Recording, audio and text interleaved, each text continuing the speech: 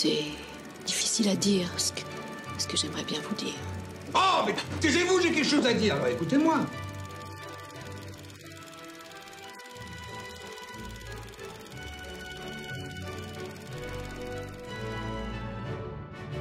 Faut prendre le temps de prendre son temps.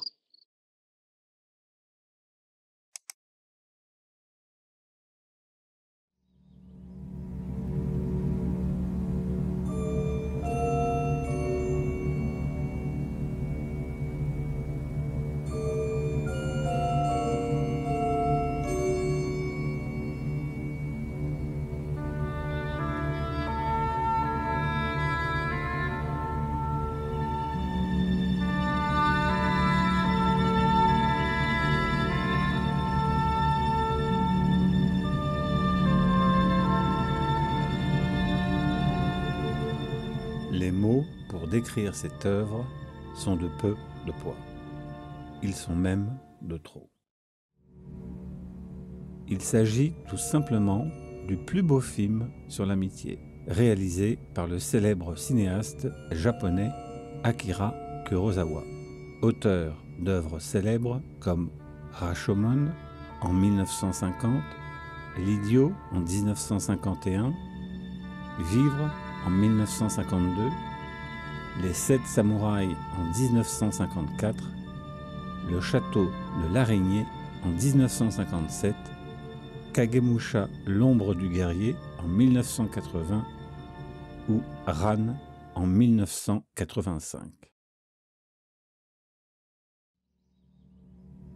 Le scénario est tiré des 2 premiers livres de la trilogie d'Ersu Uzala de Vladimir Arseniev, La taïga de l'Ussuri, Mes expéditions avec le chasseur Gold d'Ersu en 1921 et d'Ersu Uzala, La taïga de l'Ussuri en 1923.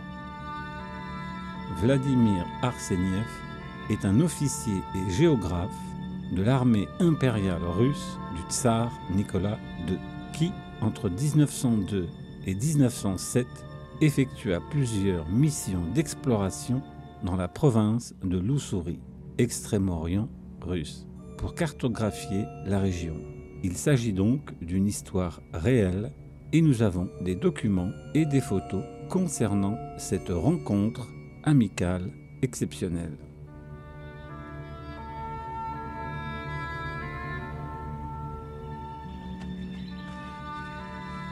Ce qu'il y a de remarquable dans cette œuvre, sobre et limpide, est l'ampleur discrète qu'il donne à cette amitié, née de la joie profonde, de l'altérité et de la découverte d'autrui. Qu'est-ce qui lie 2 hommes d'un si bel attachement? Nul ne le sait. Le film ne l'explicite jamais. Il la montre. Il la contient en lui-même comme dans un coffre à l'abri des regards. D'habitude, l'amitié se résume à la collusion momentanée d'intérêts communs. Et à la moindre divergence, cette amitié n'y résiste pas. Preuve qu'elle était friable et superficielle.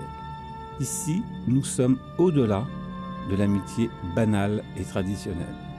Nous sommes dans une amitié qui résiste à l'épreuve du temps et de l'éloignement. Indéfectible, viscérale, fondamentale. Preuve garante de l'attachement et de la joie de cet attachement, aussi fidèle qu'un chien. Il y a peu d'exemples connus dans le monde réel, mais vient à l'esprit l'amitié entre Montaigne et Étienne de la Boétie, et celle de Karl Marx et Friedrich Engels qui ont survécu à toutes les épreuves de la vie.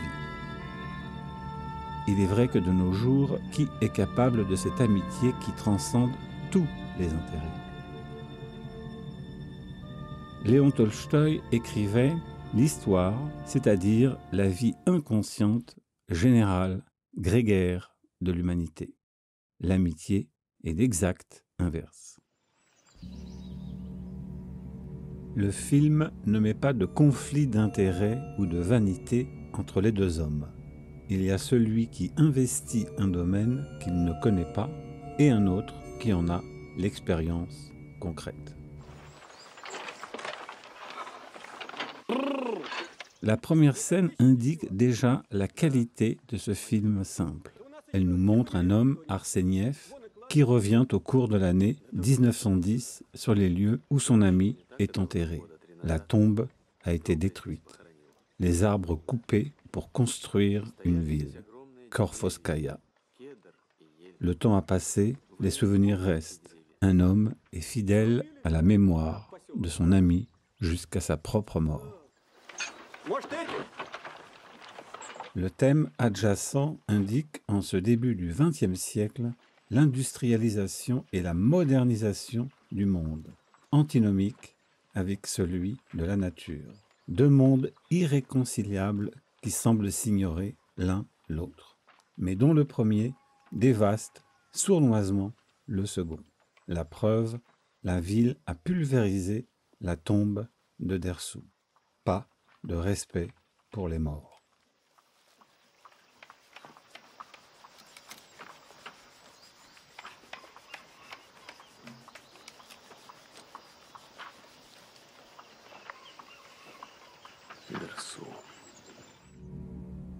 C'est l'autre grand thème de Dersou Uzala, le rapport de l'homme avec cette nature si vaste, si belle et si brutale, que l'être humain veut soumettre à sa volonté.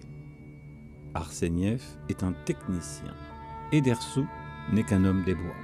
Deux mondes opposés par définition.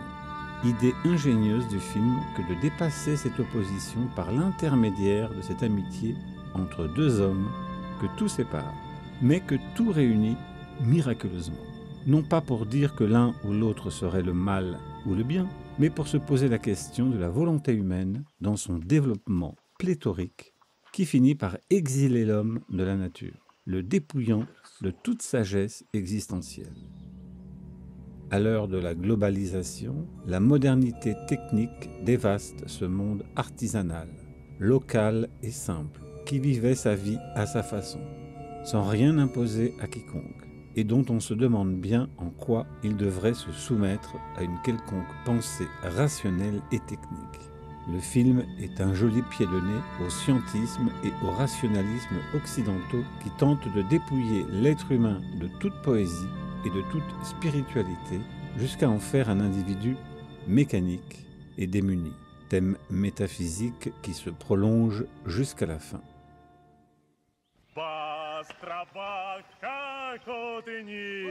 Tout du long, Arseniev commente en peu de mots son étrange rencontre avec Dersou Uzala au cours d'une expédition topographique durant l'été 1902. Ce chasseur Gold vit du commerce des peaux de Zibline et connaît la taïga comme sa poche. Singulière amitié entre ces deux hommes que tout éloigne, qui n'ont rien en commun, qui vivent dans deux mondes radicalement différents, la pure altérité. Une nuit, Arseniev s'endort avec ses compagnons, évoquant dans son imagination l'étrange tableau fantastique des arbres éclairés par le feu de bois.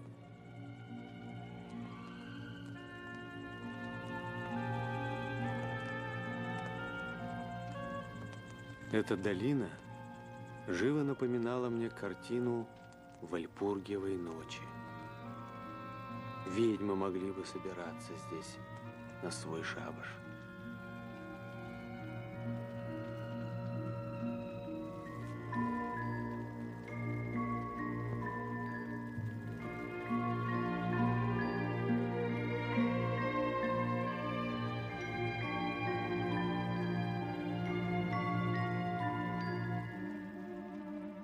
C'est sur ce fond fantasmagorique qu'un bruit le réveille et met toute la compagnie en alerte.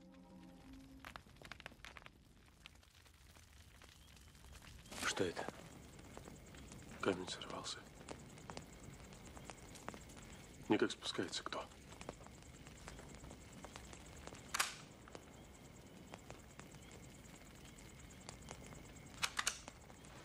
Медведь!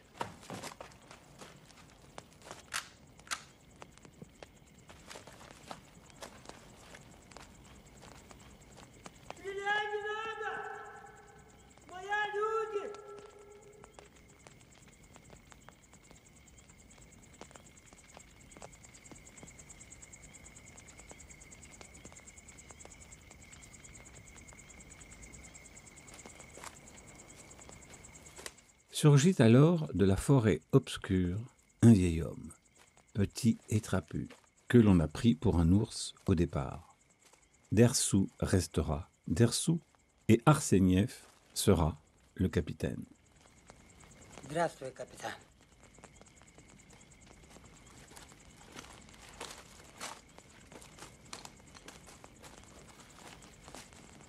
Ты глянь, и впрямь человек. А ты говоришь, медведь. Nous découvrons alors la vie de cet homme des bois. Autour du feu, Arseniev pose quelques questions à Dersou qui vit depuis des années dans la forêt depuis la mort de sa femme et de ses enfants, emportés par une épidémie de variole. Une vie solitaire et rude en confrontation constante avec la nature, été comme hiver, nuit et jour, au gré des intempéries, mais qui a offert à cet homme une connaissance subtile et poétique du monde, une autre façon de voir et de sentir celui-ci. Il parle même au feu. Эй, ты! Хватит языком болтать!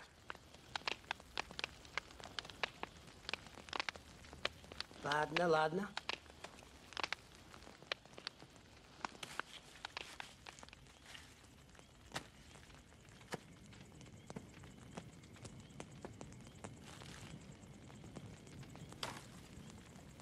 Вот.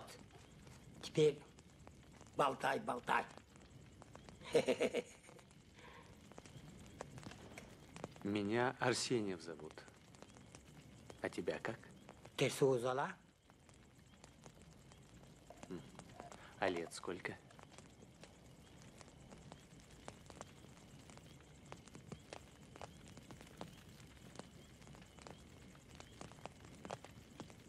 Хорошо, не знаю. Моя уже много-много живи. Семья есть?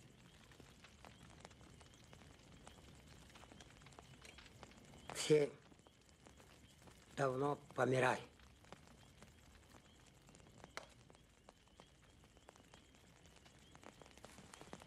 Раньше у меня жена была,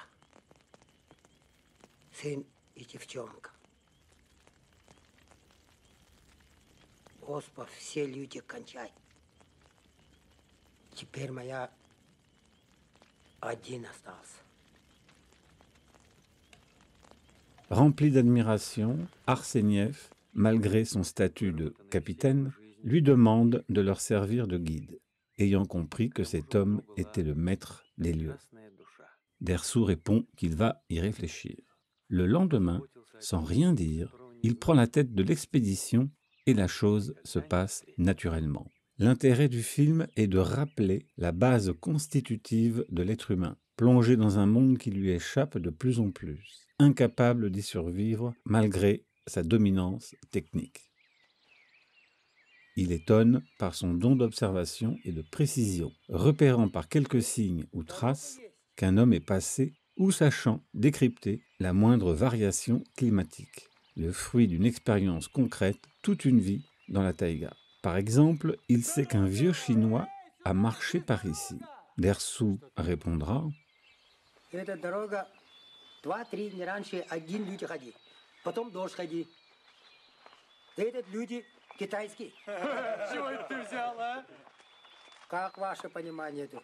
Хорошо посмотри, китайский сапог носи. Вон, вода снег стоит.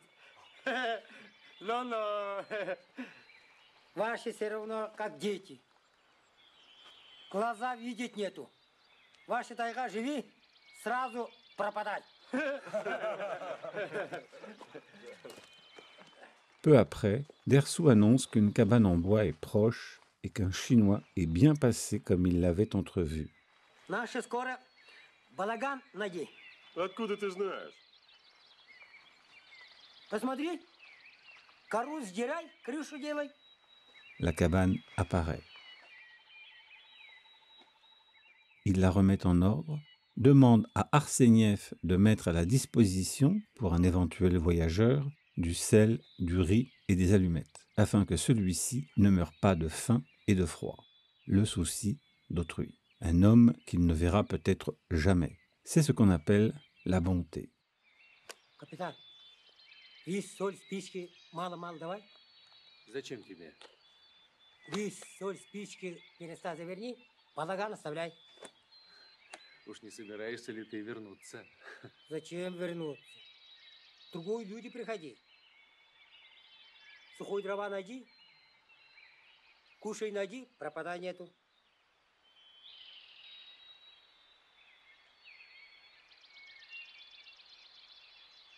Алентьев, принеси сюда спички, рис, соль. Есть! Pourtant, on le verra, cet homme, de 64 ans. Il s'appelle Lee Sun-bing, solitaire et discret. Arseniev lui apportera de l'eau. Женщина был, брат забрал. Его гор ходи. 40 лет один все время живи.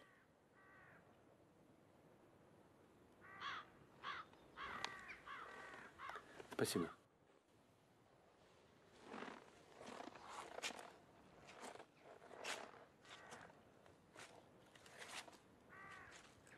Назад.谢谢你，大老爷，谢谢你，谢谢你，谢谢你。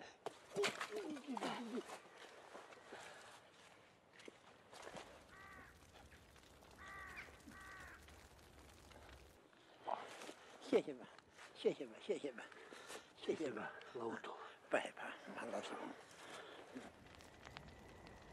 Его сейчас много-много думай. Дом видит, сад видит. Весь сад в цветах.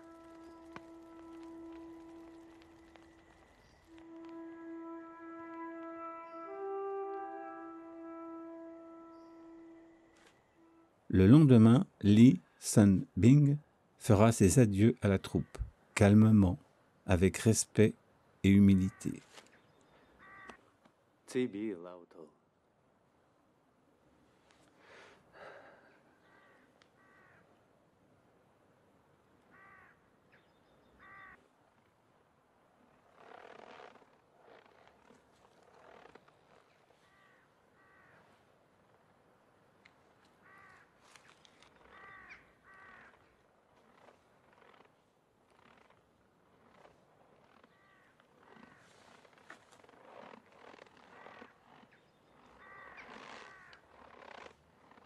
L'étrange destin des hommes qu'il faut laisser intact.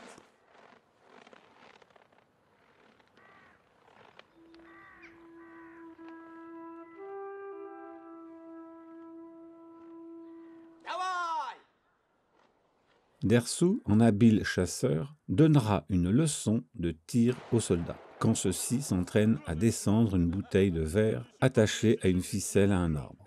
Ils n'y parviennent pas. Mais Dersou, lui, rompt la ficelle, gagnant la bouteille dans ce pari, car il n'y en a pas beaucoup dans la nature.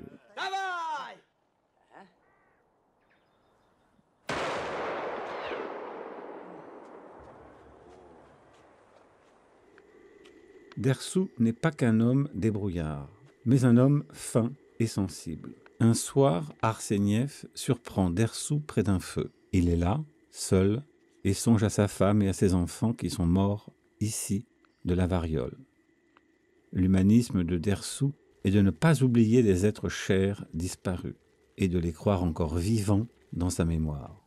Il y a là peut-être la croyance la plus authentiquement humaine, qui résiste à toutes les analyses, doctement rationnelles ou scientifiques. Car en amitié ou en amour, la seule façon de prolonger la vie d'un être cher, c'est de le garder vivant dans son souvenir, par-delà même la mort, et de rester fidèle à ses volontés, d'autant plus qu'il n'en sera jamais rien.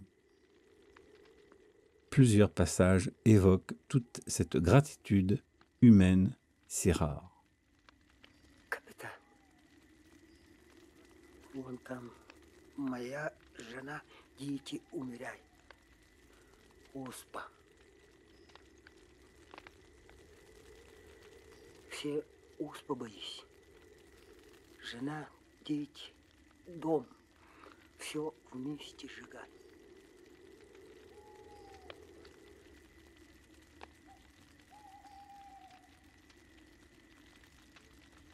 я прошлой ночи плохой сон видал. Худой юрта скоро совсем падает. В юрте жена, дети, все замерзают. Кушай нету. Потому моя сюда приходи, все им давай. Intervient comme garante de cette amitié l'une des plus belles et étonnantes scènes du film, quand Arseniev et Dersou s'égarent au crépuscule dans la toundra bientôt balayée par le blizzard. Капитан, надо быстро обратно ходить. Ветер наши следы заметает. Да-да, пойдем. Magnifique séquence où Dersou et Arseniev coupent une grande quantité de joncs sur fond de soleil déclinant et omniprésent pour se mettre à l'abri du froid et de la nuit qui approche.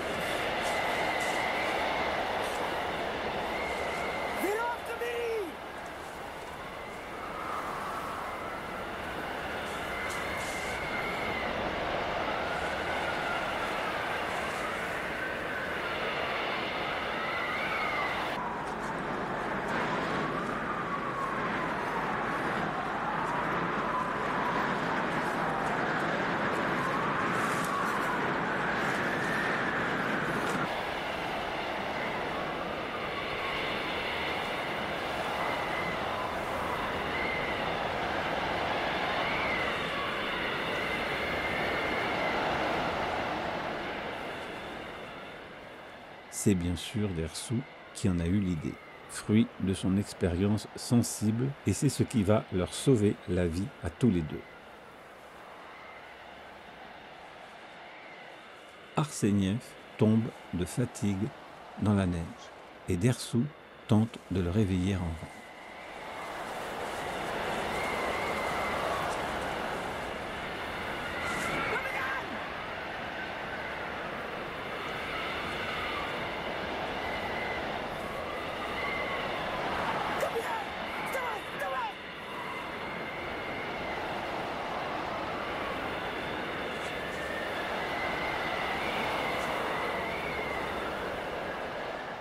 Il se retrouvera comme sous une tente, couvert de joncs qu'un trépied retient. Эй, медведь! Вылезай из берлоги! Солнце вышло! L'ampleur de cette scène est si singulière que la chaleur de l'amitié se noue grâce au froid et à la nuit de la toundra.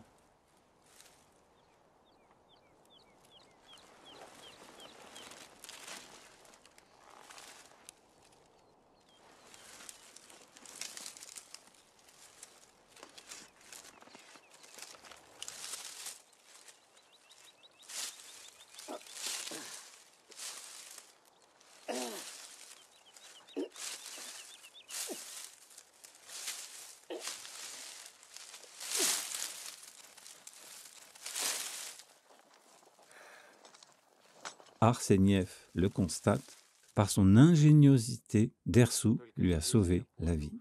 Il a dessiné sur son carnet la manière dont le chasseur a construit le refuge.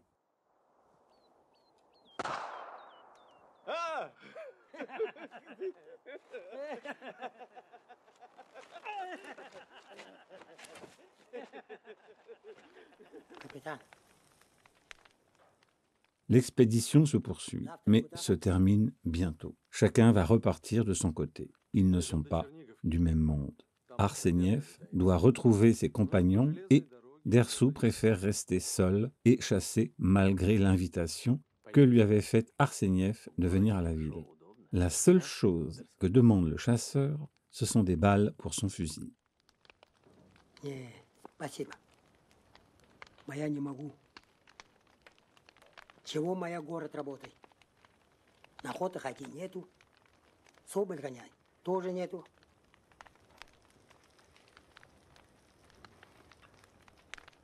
Ну, дойди хотя бы со мной до станции, я там тебе раздобуду продовольствие, немного денег.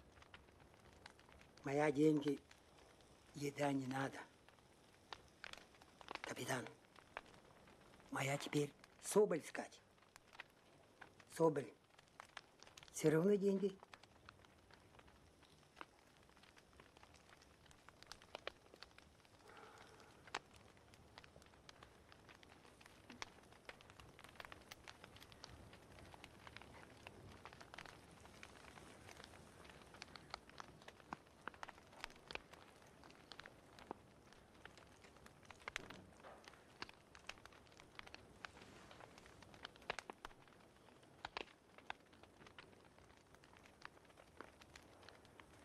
Ты что, Дерсу? Моя плохой люди. Ну.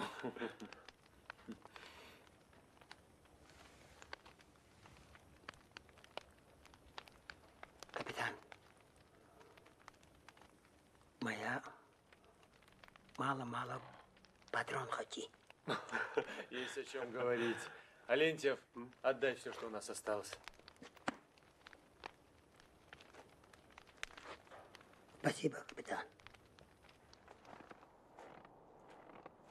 La scène des adieux, traitée simplement, est l'une des plus émouvantes du film. Elle se résume aux deux prénoms que les deux hommes prononcent une fois séparés en se retournant pour se voir une dernière fois. Car dans la vie, l'on ne sait jamais si un au revoir n'est pas un adieu déguisé. Счастливо, Дерсу. Дай Бог тебе всего хорошего. Быть может, когда-нибудь встретимся. До свидания.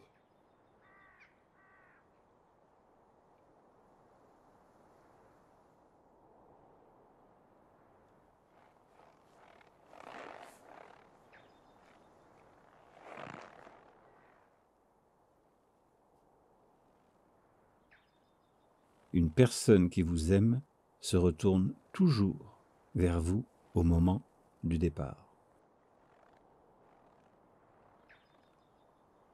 Les prénoms de l'un et de l'autre résonnent dans le silence et le froid.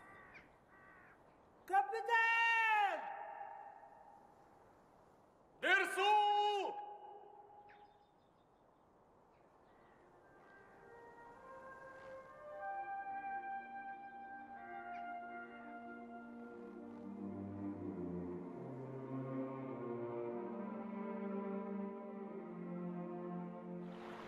Placée au milieu, la seconde partie intervient 5 ans plus tard, en 1907.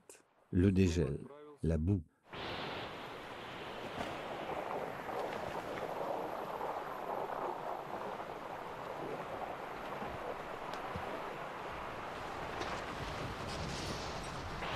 Alors qu'il dirige une nouvelle expédition topographique dans la taïga, Arseniev retrouve par hasard Dersu, à la suite d'un renseignement fourni par un soldat. Владимир Клавдевич, в 2 верстах отсюда я встретил охотника. Он все про отряд выспрашивал. Кто, мол, такие, кто капитан. Ты сказал ему? Как можно, ваше благородие? Мы военную тайну соблюдаем. Эх, Туртыгин, Туртыгин. Он там остался. Никак нет. Заторопился чего-то. Стал свою котомку собирать. Владимир Клавдевич, винтовку! А ну. Immédiatement, il se met à sa recherche, dans la forêt.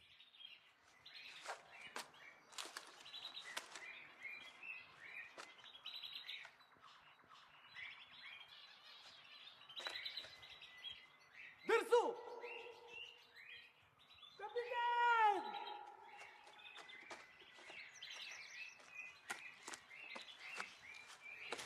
Kurosawa a placé ingénieusement un arbre qui les sépare un temps. La joie des deux hommes est incommensurable. Joie des retrouvailles. Капитан! Здравствуй, капитан! Здравствуй, Дерсу. Дорогой ты мой. Le vieil homme est à nouveau le guide. Alors que Dersou revient sur ses pas pour retrouver la pipe qu'il a perdue dans une taïga noyée de brouillard, il découvre les traces d'un tigre, en bas, qui les suit. Il se met à lui parler à la cantonade. Что ходишь сзади? Что нужно тебе, Ампа? Что ты хочешь? Наша дорога ходи. Тебе мешай нету. Как твоя сзади ходи. Неужели в тайге места мало, Ампа?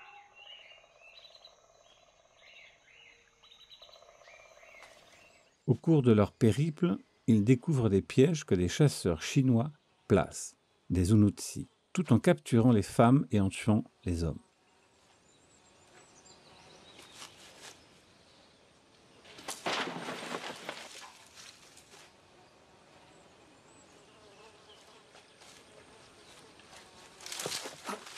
La troupe ne tarde pas à découvrir 3 rescapés attachés au bord d'une rivière.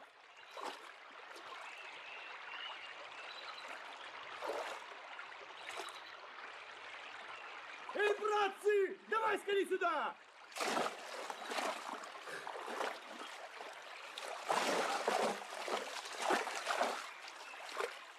Elle les sauve et rencontre d'autres hommes qui traquent eux aussi les fameux Zunutsi.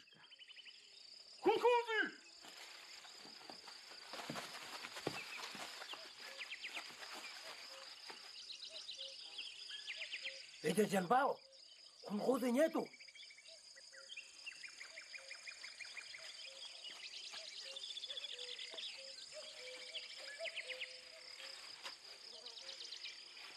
Меня зовут Джанбао. Мы боремся с хунхузами. Арсеньев, мы обследуем здешние места. Здравствуйте. Здравствуйте. En tout point symétrique, à la première partie, Arseniev sauve Dersou d'une mort certaine. En voulant traverser une rivière sur un radeau, ce dernier se retrouve volontairement seul sur l'embarcation par sacrifice de sa propre personne. Прыгай, капитан! Прыгай! Давай, давай! Et indique à Arseniev comment le sauver en coupant un des arbres afin qu'il tombe dans l'eau.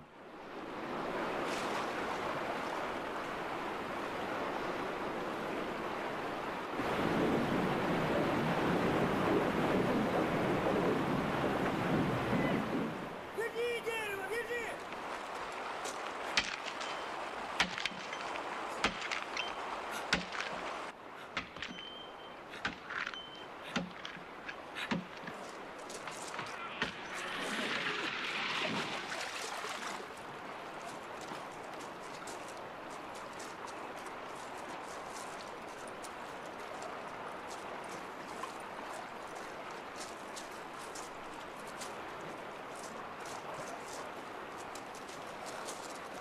Взяли. Отпускай, отпускай потихоньку. Пошел, пошел, пошел. Взяли! Пошел! Пошел!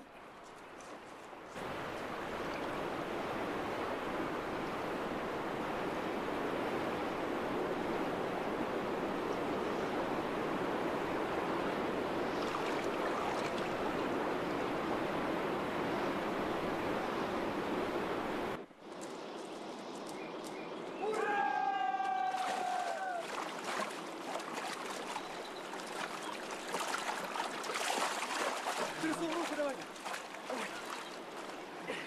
Возьми меня за руку, возьми меня.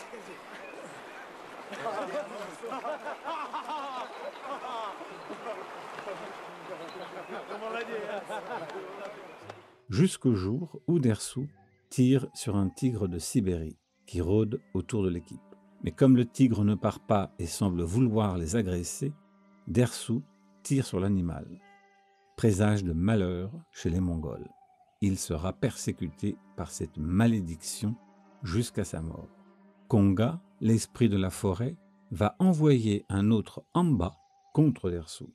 Kurosawa ne pouvait qu'être passionné par un tel projet quand on connaît la tradition spirituelle nippone concernant les esprits, la forêt avec ses superstitions et ses légendes. Ce qui prolonge le thème sous-jacent entre un esprit pragmatique et rationnel et une spiritualité soucieuse du moindre bruissement de la nature.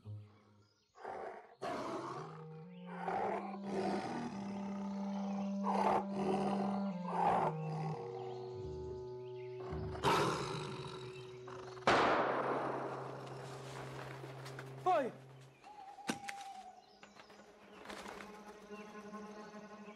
Что моя делает? Амбу убивай. Тигр убежал, он остался цел. Нет, Амба всегда бежит, пока не умирай. Моя теперь шибко боится. Не бойся, Дерсу. Ничего тебе мертвый тигр не сделает. Конька сделает. Другую Амба посылай. Dès lors, Dersou est de mauvaise humeur, irritable, par cette prédiction fatale dans sa conscience. Il a perdu sa bonhomie. Зачем мясо огонь кидал? Мясо огонь бросай, пропади. Завтра наш уходи. Сюда другую люди приходи, мясо увидим, кушай. Да кто сюда придет? Как кто приходи? Кто? Борсук приходи, Росомаха приходи, Ворона приходи, мышь приходи. Тайга разные люди есть.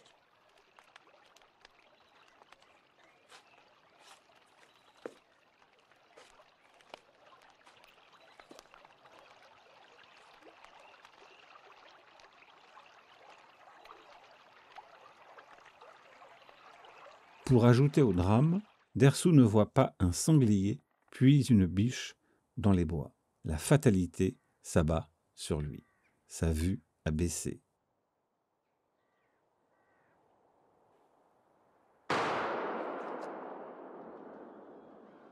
Попал?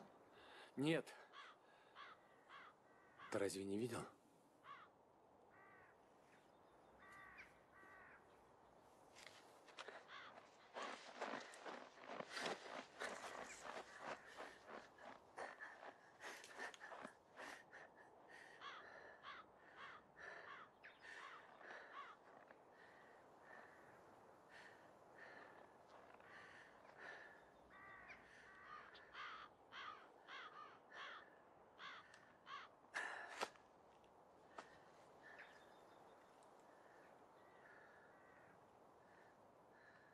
Il accroche son gant à un couteau planté sur un arbre et lui tire dessus.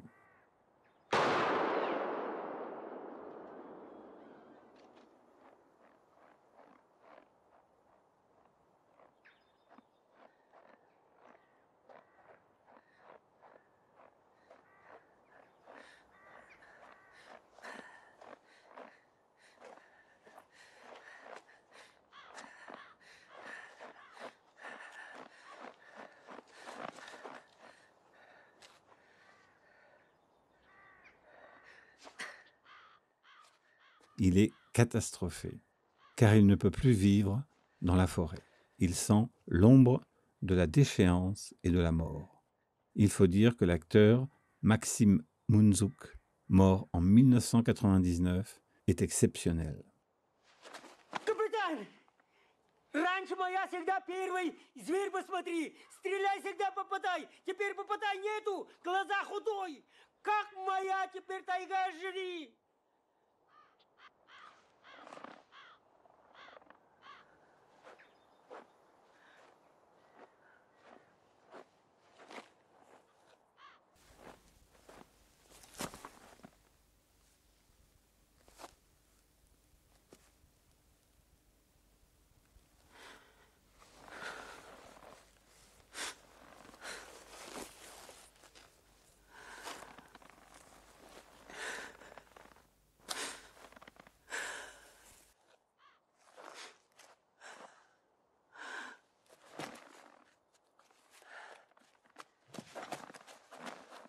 Дерсу, пойдем со мной в Хабаровск. Мой дом, твой дом.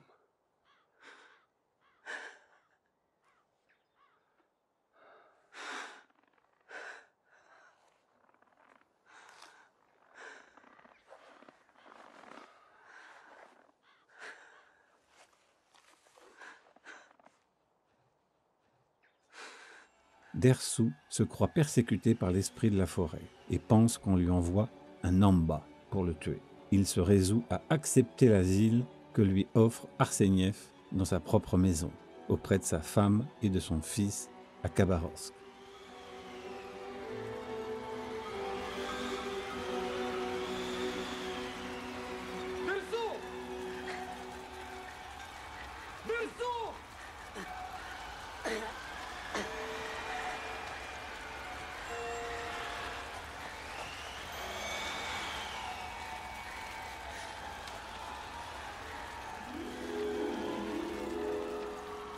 Амба, моя, убивай, приходи.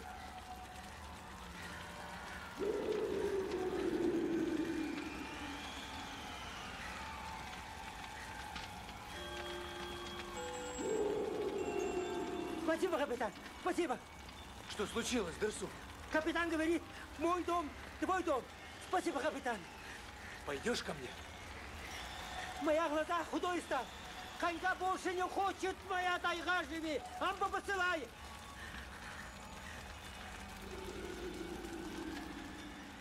Malgré l'amitié et l'hospitalité d'Arseniev, Dersou dépérit, incapable de s'adapter à la vie citadine, lui qui a vécu en pleine nature dans la forêt. Il fixe constamment le feu.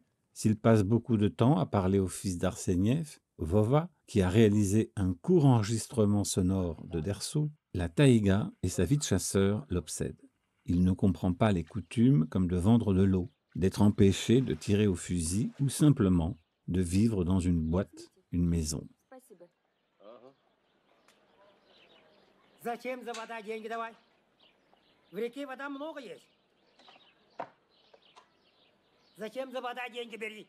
Ты что? Ха, понимал бы чего. Твоя плохой люди. Да.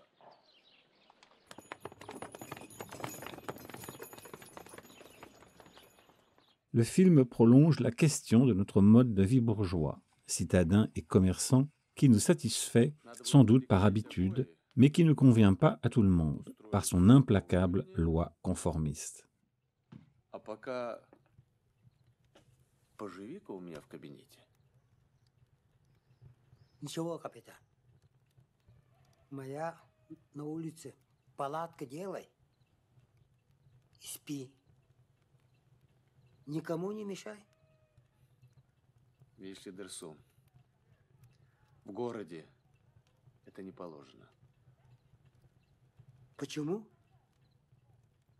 Худо? Ну, как бы тебе объяснить? Порядок такой. Порядок.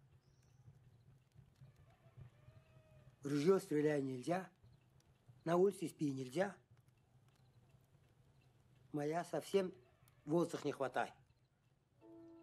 Une scène d'une grande sobriété illustre cet aspect, où, un soir, en famille, Vova jouant du piano, Arseniev lisant et sa femme raccommodant, Dersou décide de s'en aller, ne pouvant plus vivre en ville. Il s'ennuie.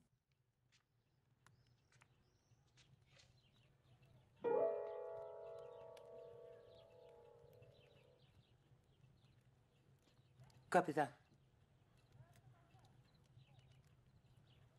пожалуйста, отпусти меня сопки. Моя совсем не могу город живи. Куда же ты пойдешь? Моя сопка ходи. Капитан.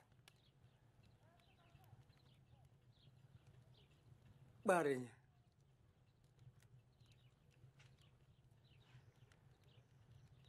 Маленький капитан. Все хорошие люди. Моя уходи худо. Только не могу жить в городе.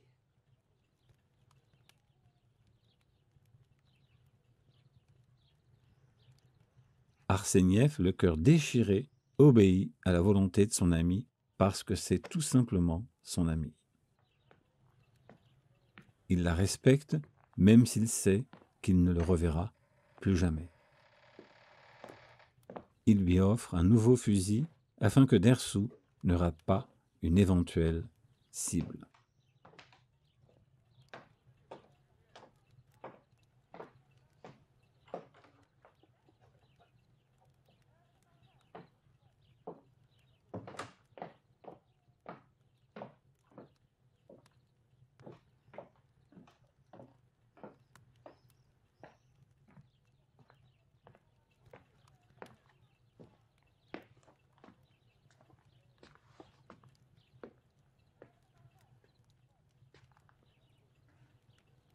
Вот возьми от меня в подарок ружье нового образца. Прицел хороший, легкий. Даже с плохим зрением не промахнешься. На.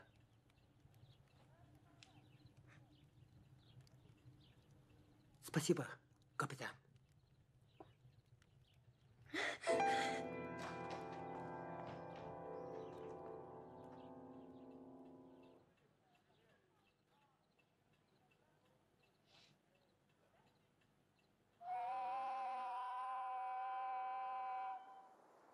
Tel un coffret dissimulant un trésor, le film se boucle sur lui-même par une dernière scène qui nous ramène au début et qui rend celui-ci dramatique maintenant, que nous savons par son contenu toute la richesse de cette amitié.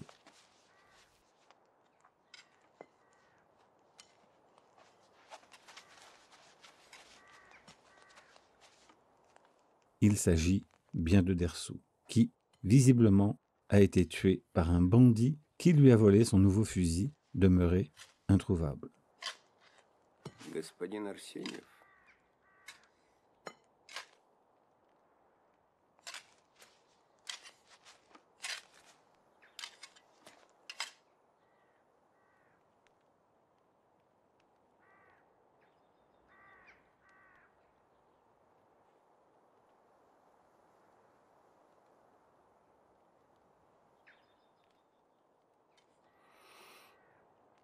Вы его знали?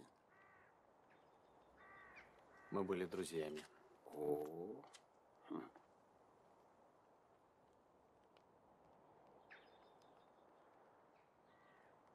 Его звали Дерсу Узала. Дерсу Узала. Занятие. Охотник. Охотник. Devant l'indifférence du fonctionnaire, Arsénieff se recueille sur la tombe de son ami à jamais disparu et plante son bâton fourchu, symbole de toute sa vie de chasseur. Le même prénom prononcé par Arsénieff clôt le récit.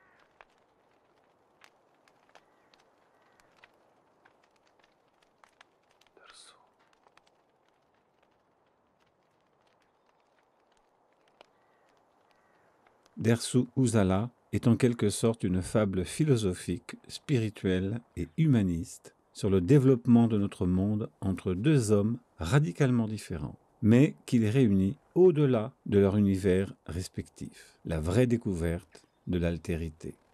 Une étoile de berger dans la vie, sur une amitié vivant encore dans la mort. Indéfectible, car on ne le sait pas. Sans amitié, dans la solitude de nos corps, nous sommes 2 fois plus seuls. résonnent toujours les deux mots qui symbolisent cet étrange lien prononcé à la fin de la première partie dans le silence de la neige et de la montagne.